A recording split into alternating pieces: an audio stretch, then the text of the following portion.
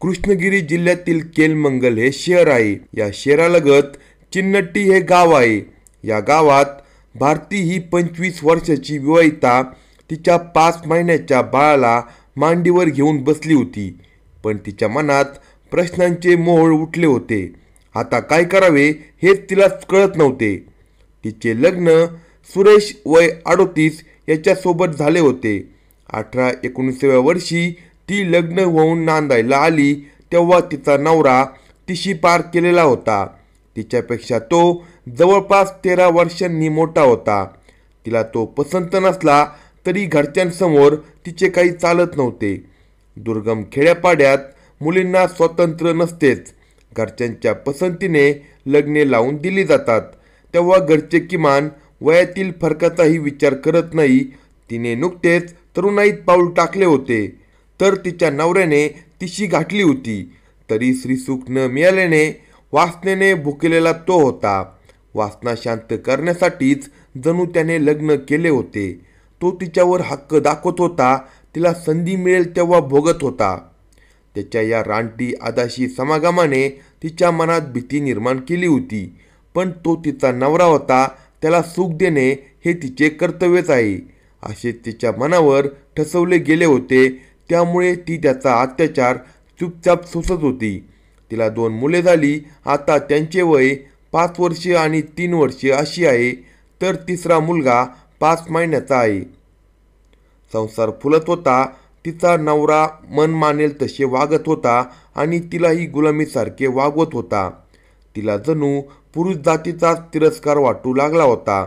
या सगळ्यात तिला एक जिवलग मैत्रीण भेटली, सुमित्रा। चिन्नट्टी याच गावात भारतीच्या गल्लीतच सुमित्रा राहत होती। भारतीपेक्षा 2-3 वर्षांनी लहान असलेली सुमित्रा घरीच असायची, त्यामुळे रिकामा वेळ मिळाला की ती भारतीला भेटायला येत असायची। दोघी जवळपास एकाच वयाच्या असल्याने दोघींची चांगली मैत्री झाली होती। दोघींची चेष्टा मस्करी चालत असायची, गप्पा गोष्टी रंगत असायच्या। या गप्पामध्ये चावटपणा असणे स्वाभाविक होते। दोघेही एकमेकींशी चावटपणा करत असायच्या। दोघीत आता कसलीच भीड राहिली नव्हती। भारती मुलाला स्तनपान करत असे तेव्हा सुमित्रा टक लावून तिच्या स्तनाकडे पाहत असायची। भारतीला सुरुवातीला त्यात काही वावगे वाटले नाही, पण सुमित्राच्या नजरेत काहीतरी वेगळे भाव आहे हे तिच्या लक्षात आले होते। सुमित्राच्या वागण्यातही थोडा बदल झाला होता। ती भारतीशी खूप घसटीने वागत होती, काही वेळा मिठी मारत होती, तिच्या केसावरून, गालावरून, पाठीवरून हात फिरवत होती। या स्पर्शाने भारती ही सुखावत होती। तिला केवळ वासनेचा स्पर्शच माहीत होता आणि त्याचा तिला विटही आला होता। त्यामुळे सुमित्राच्या प्रेमळ स्पर्शाला ती आसुसलेली असायची। तुझे लग्न होऊन तू नांदायला गेली तर मला तुझी खूप आठवण येईल अशी भारती सुमित्राला रागाने म्हणायची। ती म्हणायची, मी लग्न करणार नाही कारण मला पुरुष आवडत नाही। भारती तिला हसत विचारायची, मग तुला कोण आवडतं? ती म्हणायची, पुरुष खूप वाईट असतात ग, बाईला खूप त्रास देतात, बाईला बाई समजून घेऊ शकते। सुमित्राने उत्तर दिले। तिची नजर भारतीवर खिळली होती।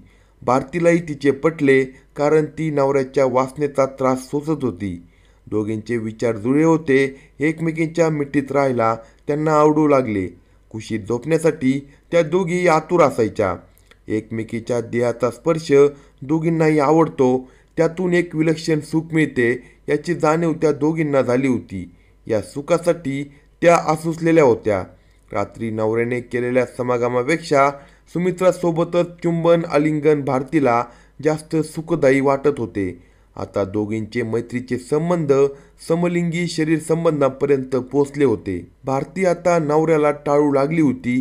त्याला शरीर सुख द्यायला ती नकार देत होती, तर सुमित्रा बरोबर मात्र ती रात्रभर राहत होती। दोघी नेहमी एकत्र राहत होत्या। त्या दोघींमधील संबंधाची कुजबूज सुरू झाली होती। त्या दोघी पार वाया गेल्या अशी चर्चा सुरू झाली होती। भारतीला आता मुलांचीही काळजी वाटत नव्हती। ती सतत सुमित्रासोबत चाळे करत बसत होती। तिच्या या वागण्याने घरात कलह निर्माण झाले। या सगळ्यामुळे तिचा नवरा सुरेश हैराण झाला होता। आपल्या बायकोला हा काय नाद लागलाय हे त्याला कळत नव्हते। गावात चर्चेला ऊत आला होता. अखेरीस सुरेशच्या धाकट्या बहिणीने मुलांना स्वतःकडे नेले, तर भारती सुरेशला सोडून माहेरी म्हणजे कुंतुमारपल्ली गावात निघून गेली. तिच्या माहेरचे आणि सासरचे लोक एकत्र आले, समझोता केला आणि तिची समजूत काढली.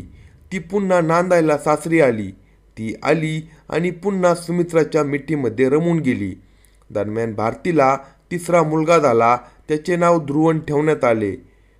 तिची 2 मुले नणंद सांभाळत होती, पण तिसरा मुलगा केवळ 5 महिन्याचा असल्याने भारतीला सांभाळावा लागत होता. पण हा चिमुकला रडू लागला की सुमित्राला राग येत असायचा. कारण बाळ रडायला लागले की भारती त्याला मांडीवर घेऊन बसत असायची आणि स्तनपान करायला देत असायची. हे सुमित्राला आवडत नव्हते. भारतीचा प्रत्येक अवयव आपल्या मालकीचा आहे, त्यावर कोणाचा अधिकार नको असे ती म्हणायची. तुला मूल हवे असेल तर मुलाला घेऊन बस, मी तुला भेटणार नाही अशी सुमित्रा भारतीला म्हणायची. मी हवे असेन तर त्या बाळाला वाटेतून दूर कर असेही तिने सांगितले होते. त्यासाठी सुमित्राकडे प्लॅनही तयार होता. त्यामुळे भारती विचारात पडली होती. तिला सुमित्रा हवीच होती, पण सुमित्राला मूल नको तर काय करायचे या लहान बाळाचे. अखेर ममतेवर वासनेने कुरघोडी केली. सुमित्राकडून मिळणाऱ्या सुखासाठी भारतीने आपल्या पोटच्या गोळ्याला मरण देण्याचा निर्णय घेतला.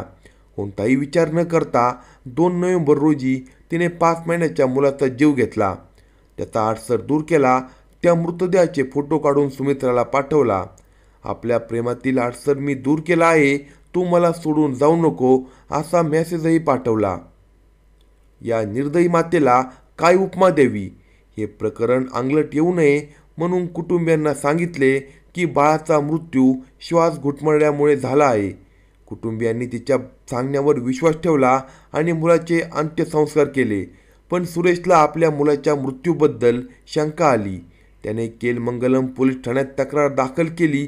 पोलिसांनी तपास सुरू केला आणि उघड झाले की भारतीने सुमित्राच्या मदतीने आपल्या मुलाचा खून केला होता. या हत्येचा कट सुमित्राने रचला होता.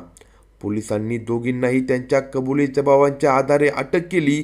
अधिकाऱ्यांनी सांगितले की भारतीने सुमित्राच्या फोनवर एक मेसेज पाठवला होता, ज्यात तिने मुलाच्या हत्येची कबुली दिली होती आणि बाळाच्या मृतदेहाचा फोटोही पाठवला होता.